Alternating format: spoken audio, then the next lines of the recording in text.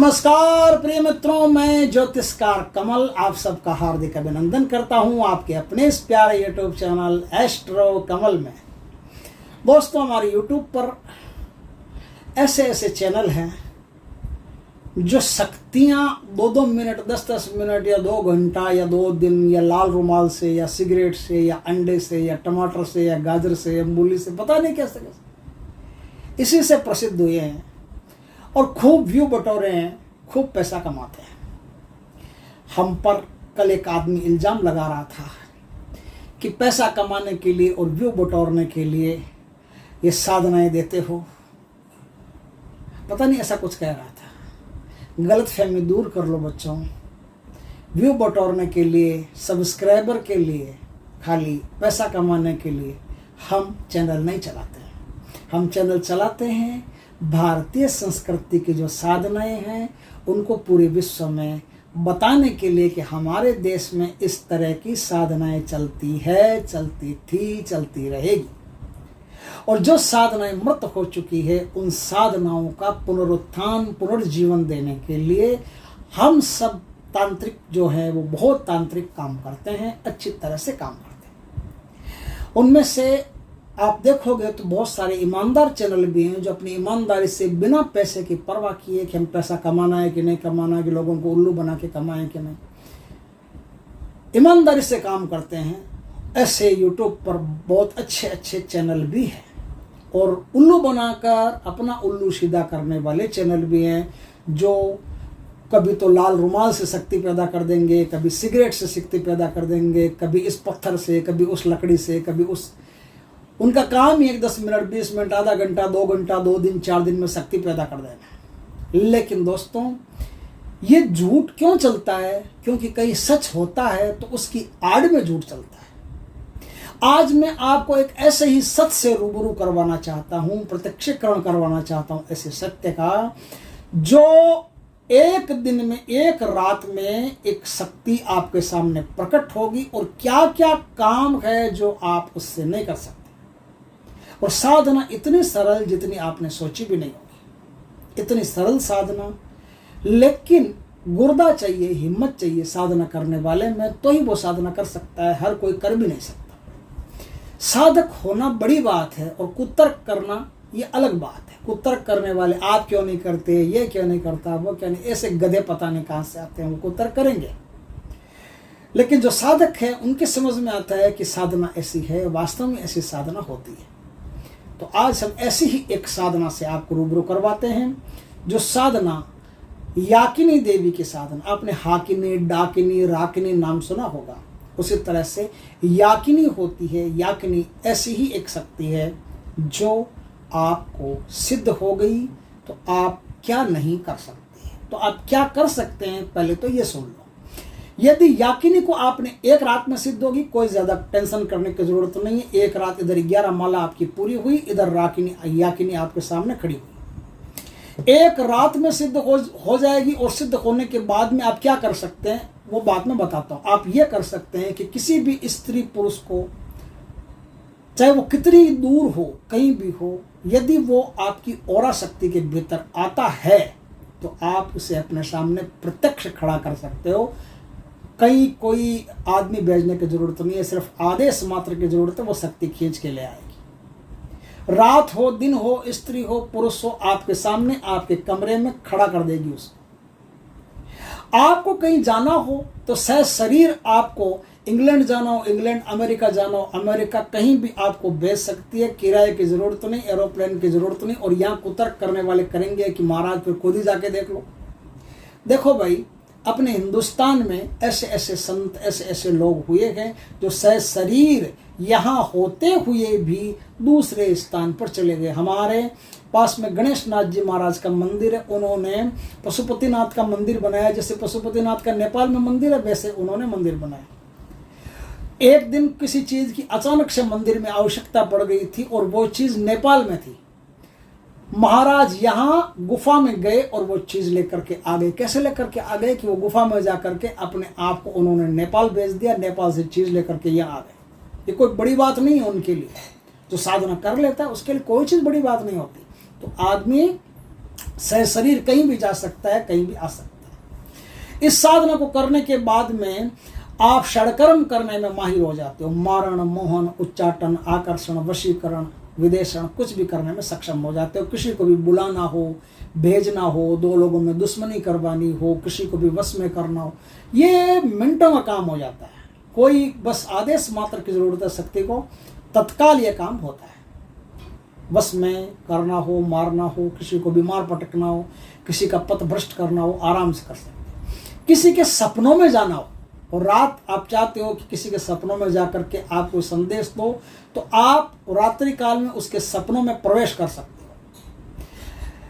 इस साधना को करके आप सपने के माध्यम से उसे जो चाहे वो संदेश दे सकते हो और उसका पथ भ्रष्ट कर सकते हो। मैं क्यों कह रहा हूँ पथ भ्रष्ट कर सकते हो? मैं ये भी तो कह सकता हूँ कि उसका पथ उज्जवल कर सकते हो, लेकिन नहीं।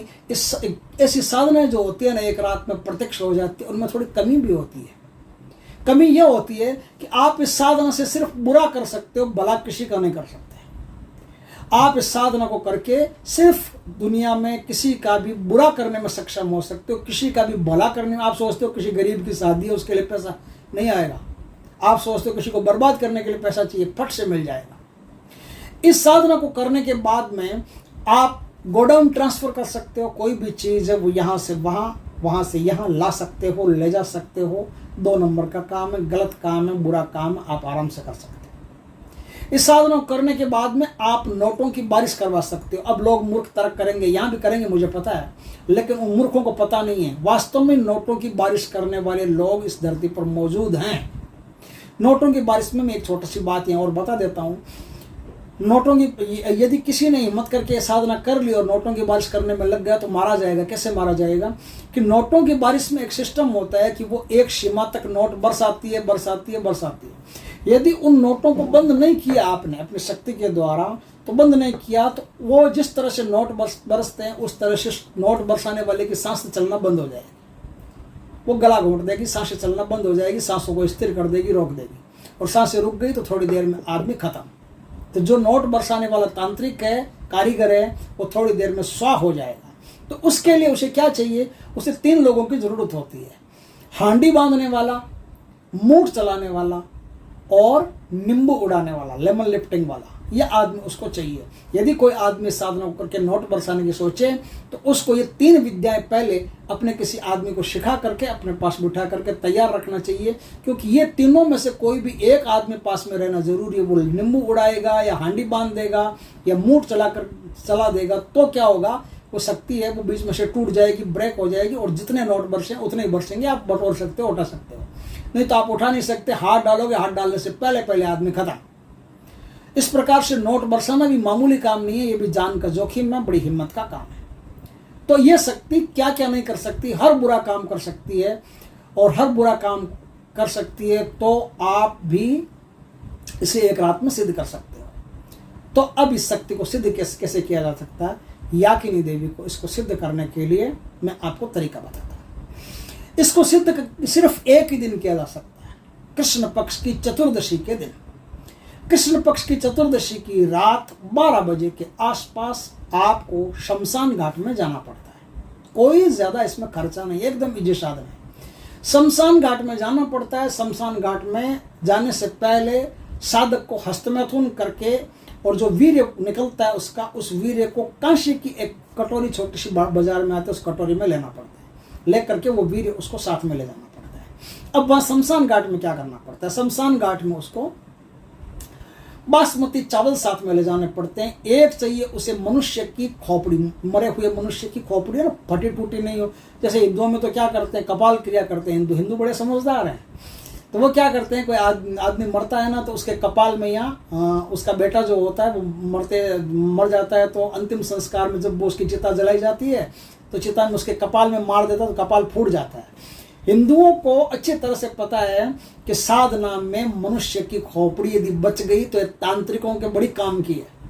इसलिए वो लोग सबसे पहले कपाल क्रिया करते हैं और कपाल क्रिया में मरे हुए आदमी की खोपड़ी फोड़ देते हैं, ताकि वो आदमी प्रेत न बने और प्रेत उसकी आत्मा को कोई परेशान न कर सके, कोई तांत्रिक मुट्ठी में नहीं कर सके। इसलिए वो खोपड़ी को फोड़ देते हैं। लेकिन यदि साधना करनी है तो तो आपको उस खोपड़ी की आवश्यकता पड़ेगी। तो वो कहीं से भी हो, कैसे भी हो, खोपड़ी आपको चाहिए।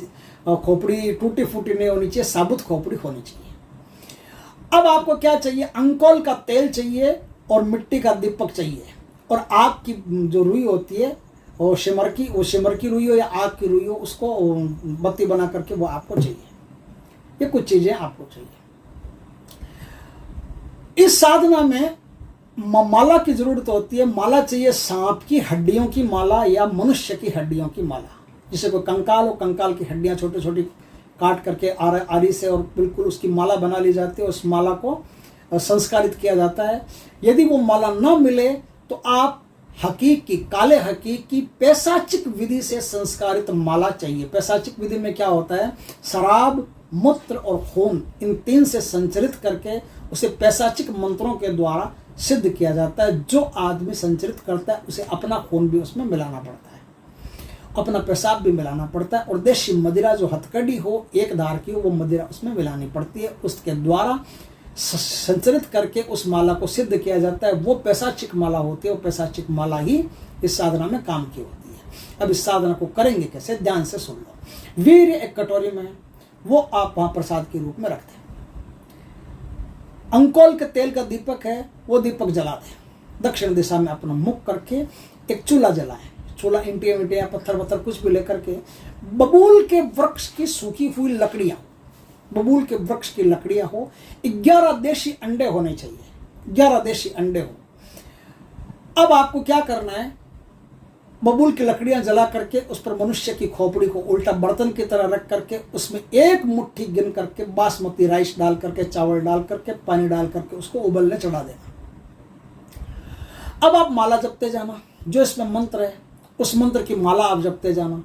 माला इस हाथ से जपेंगे, लेफ्ट हैंड से। ये वीडियो में पता नहीं कौन सा दिखाया जाता, नहीं, मैं बोलता हूँ लेफ्ट हैंड जो बायां हाथ होता है, बाएं हाथ से आप माला जपेंगे और दाहिने हाथ से आप उसको हिलाते रहेंगे, चेक करते रहेंगे चावलों को हाँ हो रहे हैं कि नहीं हो रहे।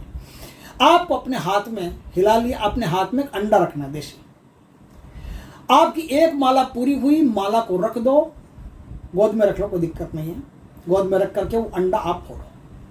अंडा फोड़ करके अंडे के अंदर जो माल मसाला होता है, वो माल मसाला तो उसमें डाल दो चावलों में, और अंडे के जो छिलके होते हैं वो उस आग में डाल दो। बबूल के जो लकड़ियां, उन लकड़ियों के साथ में डाल दो। छिलका वहां जल जाना चाहिए।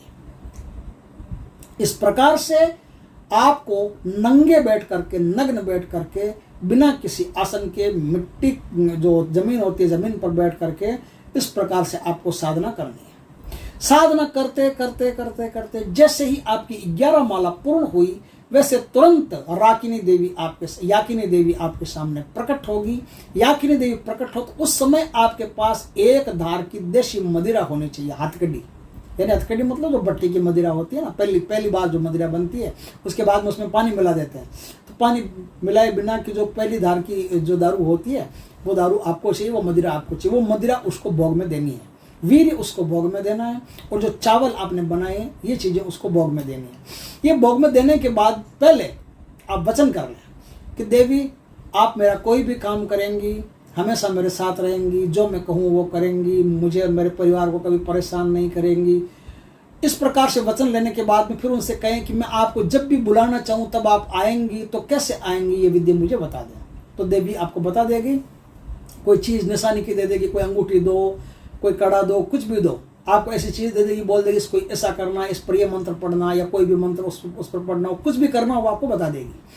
तो इस प्रकार से आप उसको दोबारा बुला सकते हैं, और जब भी कोई काम हो यही भोग दे करके, वीर्य का, चावलों का यही भोग दे करके, शराब का भोग दे करके, उनसे कोई भी काम दुनिया में तो खतरनाक से खतरनाक हो, भारी से भारी हो, नोटों की बारिश, गोडाउन शिफ्टिंग, कोई भी काम हो, जुआ सट्टा, कोई भी वो काम आप उनसे करवा सकते हो। इस प्रकार से साधना सिद्ध होती है। ये दोस्तों, यदि आपके पुण्य कर्म जो है वो ज़्यादा बढ़िया है तो आपको हो सकता है कि एक दिन में सिद्ध ना हो। यदि पुण्य कर्म ज़्यादा बढ़िया हो तो पुण्य कर्म घटने का इंतजार कीजिए, और 3 दिन तक ये साधना आप कर सकते हैं। 3 दिन में तो पक्का 100% आना ही आना है उसको। और इसका जो मंत्र है वो ऐसा है कि दुनिया का कोई भी तांत्रिक इस मंत्र को अपने मुख से बोल करके किसी को भी नहीं बता सकता। ये मंत्र पर्टिकुलर अपने गुरु के पास बैठ करके और उसकी पूरा विधि विधान गुरु के पास बैठ करके सीखना पड़ता है। बहुत खतरनाक साधना है। इस साधना के द्वारा जिस प्रकार से दूसरों के लिए आप खतरा बनने जा रहे हो, उस तरह से आपके लिए भी खतरे हैं। इसलिए सोच समझ करके इस साधना में हाथ डालना चाहिए। अच्छे भले देव पुरुषों को इस साधना में कभी नहीं उतरना चाहिए, क्योंकि एक बार जो इस साधना में उतर जाता है, मृत्यु के पश्चात वो पैशाचिक योनि ही प्राप्त करता है। इसीलिए मैंने कहा कि पुण्य कर्म जब तक है तब तक ये साधना हो सकता है सिद्ध न हो, तो 3 दिन में आपके पुण्य कर्म ये साधना नष्ट कर देगी। तो कितने बड़े पुण्य कर्म वो 3 दिन में नष्ट हो जाएंगे, तो आपके पुण्य कर्म नष्ट होते ही ये साधना आपके सामने खड़ी हो जाएगी। क्योंकि बुरी साधना तभी खड़ी होती है जब पुण्य नष्ट होते हैं, और अच्छी साधना तब खड़ी होती है जब पुण्य प्रकट होते हैं।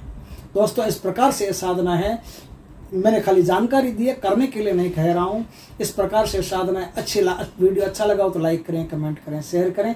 और यदि पहली बार हमारे चैनल पर आए हो तो खूब दोस्तों शेयर भी करें और सब्सक्राइब भी करें। बेल आइकन का भी बटन दबा दें ताकि हमारी ज्ञानवर्धक जानकारीपूर्ण वीडियो सबसे पहले आपके पास आ सके। जय श्री कृष्ण दोस्तों।